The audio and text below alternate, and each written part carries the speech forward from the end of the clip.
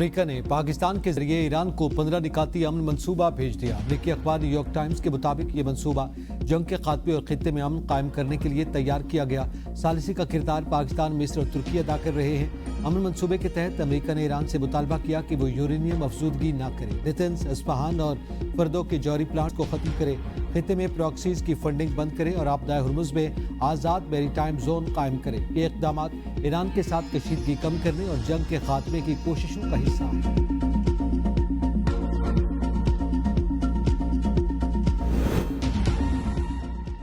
پاکستان امریکہ ایران جنگ کے خاتمے کے لیے بامقصد مذاکرات کی میزبانی کے لیے تیار۔ امریکی نائب صدر جے ڈی وینس مذاکرات میں شرکت کے لیے پاکستان روانہ۔ امریکی میڈیا نے دعویٰ کیا کہ اسرائیلی وزیراعظم نیتن یاہو سے ٹیلی فونک رابطے کے بعد جے ڈی وینس مذاکرات میں امریکی وفد کی قیادت کریں گے۔ امریکہ کی جانب سے اسٹیو وٹکوف، جیرڈ کشنر اور جے ڈی وینس شریک ہوں گے۔ مذاکرات میں ایران کی نمائندگی اسپیکر ڈاکٹر محمد باقر قالیباف کریں گے۔ اس سے قبل وزیراعظم شہباز شریف نے باضابطہ ثالثی کی پیشکش کی تھی۔ شہباز شریف کا کہنا ہے کہ پاکستان مشرق وسطیٰ میں جنگ کے خاتمے کے لیے مذاکرات کی حمایت کرتا ہے۔ جنگ کے خاتمے کے لیے بامعنی اور نتیجہ خیز مذاکرات ضروری ہیں۔ پاکستان جامع حل کے لیے مذاکرات کی سہولت کاری کو اعزاز سمجھے گا۔ وزیراعظم کی مذاکرات کی ممکنہ میزبانی کے لیے ضروری اقدامات کی ہدایت۔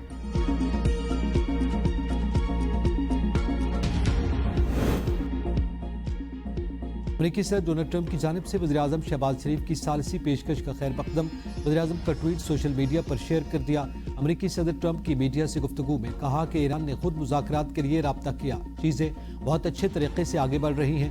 امریکی وفد اور ایرانی نمائندوں کے درمیان انتہائی گہری اور تفصیلی بات چیت ہوئی۔ ایران معاہدے کے لیے بےتاب ہے۔ معاہدہ آئندہ 5 دن یا اس سے بھی پہلے ہو سکتا ہے۔ امید ہے ایران کے معاملے کو حل کر لیا جائے گا۔ 15 نکات پر ایران سے بات چیت چل رہی ہے۔ نکات میں سر فہرست ہے کہ ایران کے پاس ایٹمی ہتھیار نہیں ہوں گے۔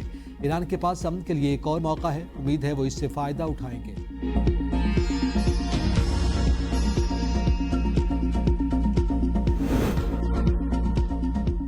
ایرانی سپریم لیڈر مجتبیٰ خامنہئی سے مذاکرات اور جنگ ختم کرنے پر تیار ہو گئے۔ اسرائیلی اور روسی میڈیا کا دعویٰ، کہا مجتبیٰ خامنہئی نے ایرانی شرائط کے تحت جنگ کو جلد ختم کرنے پر اتفاق کر لیا۔ ایران نے جنگ روکنے کے لیے 6 اسٹریٹجک شرائط پیش کر دی۔ ذرائع کے مطابق اولین شرط جنگ دوبارہ شروع نہ ہونے کی یقین دہانی ہے۔ دوسری، خطے میں امریکی فوجی اڈوں کو بند کرنا۔ تیسری، جارے کو پیچھے دھکیلنا اور ایران کو ہر جانے کی ادائیگی ہے۔ چوتھی، تمام علاقائی فرنٹس پر جنگ کو ختم کیا جانا ہے۔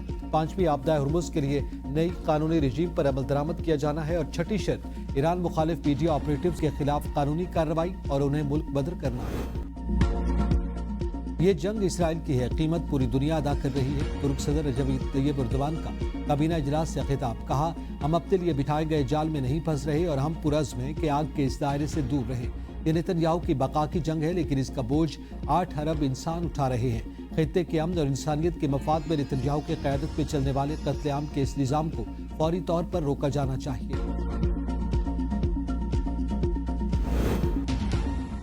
خطے میں پائیدار استحکام صرف باہمی تعاون اور اقوام کی خواہشات کے احترام سے ممکن۔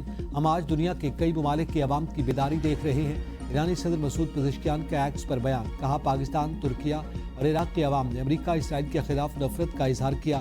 لبنان، مصر، عرب کے لوگ کھل کر جرائم کے خلاف غصے کا اظہار کر رہے ہیں۔ ایرانی وزیر خارجہ عباس عراقچی کا کہنا ہے کہ آبدائے ہرمز تمام بحری جہازوں کے لیے کھلی ہے۔ ایران کے خلاف جارحیت کرنے والے اس رعایت کے حقدار نہیں۔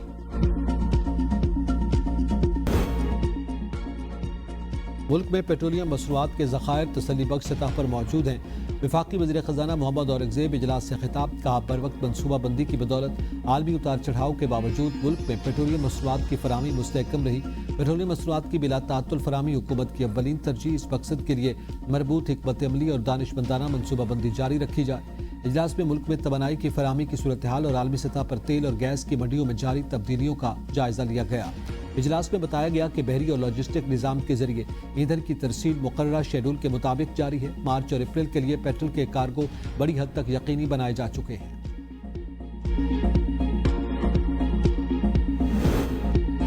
عوام پر پھر پیٹرول بم گرانے کی تیاریاں، پیٹرول 55 روپے، ہائی سپیڈ ڈیزل 75 روپے فی لیٹر تک مہنگا ہونے کا امکان۔ آگرہ 2 روز بعد اپنی ورکنگ پیٹرولیم ڈویژن کو بھجوائے گا۔ وزیراعظم شہباز شریف قیمتوں میں اضافے کی منظوری دیں گے۔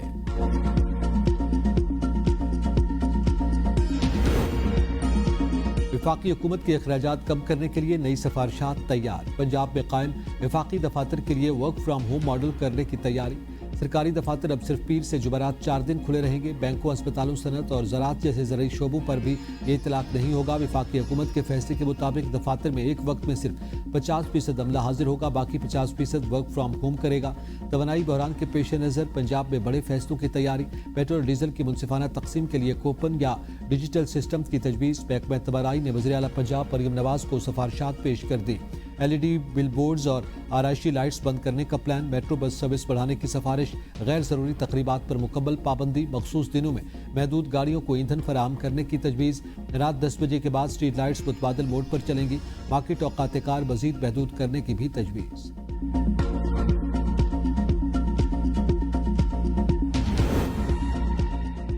حکومتی کفایت شعاری مہم پر عمل درآمد تیز۔ FBR نے پارک کی کئی گاڑیاں کی تفصیلات انٹیلیجنس بیورو سے شیئر کر دی۔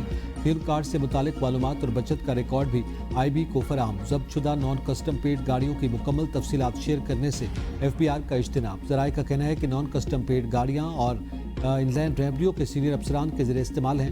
آپریشنل ڈیوٹی کی مد میں لی گئی NCP گاڑیاں مبینہ طور پر گھریلو استعمال میں ہونے کا انکشاف۔ ایران پاکستان آنے والے بحری جہازوں کو اجازت دینے پر رضامند۔ غیر ملکی خبر ایجنسی کے مطابق ایران تیل لے کر پاکستان آنے والے 3 بحری جہازوں کو اجازت دینے پر راضی ہو گیا۔ ذرائع کے مطابق 3 بحری جہاز کویت سے تیل لے کر پاکستان پہنچیں گے۔ وزیراعظم کے معاون خصوصی برائے کرپٹو کونسل بلال بن ثاقب نے کہا کہ آبدہ ہرمز کا بحران تیل سے آگے بڑھ کر عالمی سپلائی چین کو متاثر کر رہا ہے۔ تیل کا یہ جھٹکا پہلا مرحلہ ہے، اصل بحران ابھی سامنے ہے۔ ایران نے چینی آئل ٹینکر کو بھی آبدہ ہرمز سے گزرنے کی اجازت دے دی۔ صدر یورپی کمیشن نے آبدہ ہرمز کو بندش کو قابل قبول قرار دے دیا۔ ایران سے آمد و رفت میں رکاوٹیں فوری ختم کرنے کا مطالبہ۔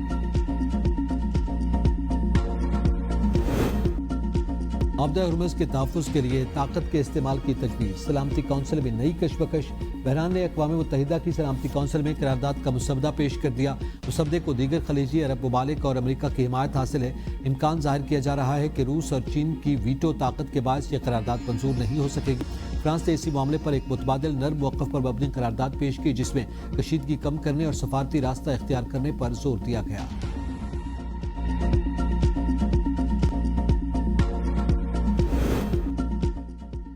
بھارت کی متعصب عدالت نے آسیہ اندرابی کو عمر قید کی سزا سنا دی۔ آسیہ اندرابی کو دہشت گردی کے مقدمے میں عمر قید کی سزا سنائی گئی۔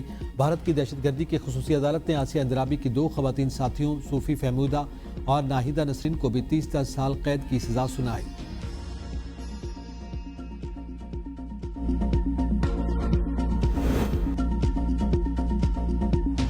سعودی عرب نے ایران کے خلاف جنگ جاری رکھنے کا الزام مسترد کر دیا۔ نیو یارک ٹائمز کے مطابق سعودی ولی عہد نے امریکی صدر پر زور دیا کہ ایران کے خلاف جنگ جاری رکھی جائے۔ رپورٹ میں بتایا گیا کہ سعودی ولی عہد نے صدر ٹرمپ کو بتایا کہ ایران کے سخت گیر حکومت کو ختم کرنا ضروری ہے۔ سعودی حکومت نے ان الزامات کی تردید کرتے ہوئے کہا کہ اس تنازع کے پرامن حل کی حمایت کرتے ہیں۔ ٹرمپ انتظامیہ کے ساتھ قریبی رابطے میں ہیں۔